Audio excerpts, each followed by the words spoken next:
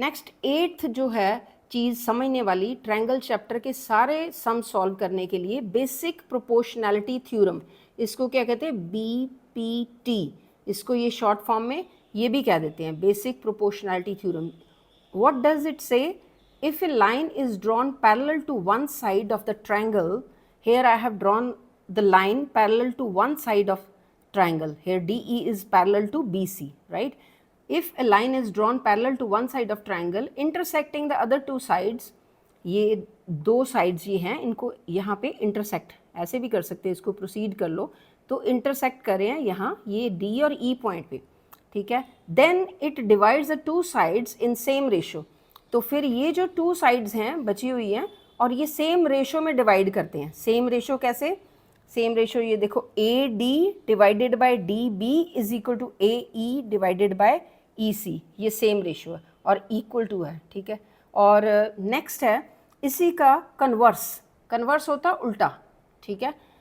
एक बात करने का अगर सीधा तरीका है तो ये उसी को अगर उल्टा बोलेंगे आंसर सेम रहे तो वो कन्वर्स हो जाता है. अब देखो, अब हम कहेंगे कि अगर दो जो ये जो इसको अगर प्रोपोर्शनल रेशो करेंगे इसका DA या AD डिवाइडेड बाय AE, तो अगर ये DB डिवाइडेड बाय BF नहीं है, इक्वल नहीं है, प्रोपोर्शनैलिटी नहीं है, तो ये जो दो लाइंस हैं पैरेलल नहीं है, ये कन्वर्स हो गया BPT का. लेकिन इसको कहने का दूसरा तरीका भी है.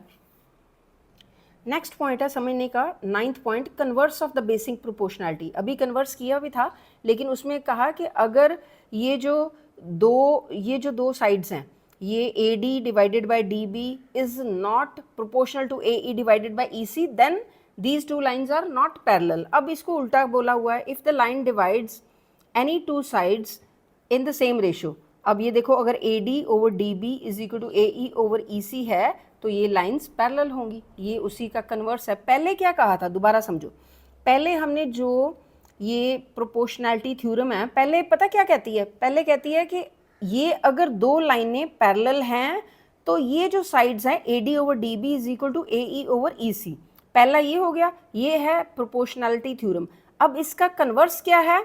कन्वर्स ये है, पहले हमने जो थ्योरम में ये कहा कि पैरेलल है तो ये है, अब हम कहेंगे अगर रेशो में है, प्रोपोर्शनल है तो पैरेलल है, सीधी सी बात है, ठीक है. तो कुछ सम इस पे डिपेंड होंगे जो प्रोपोर्शनैलिटी थ्योरम पे, कुछ उसके कन्वर्स पे डिपेंड होंगे.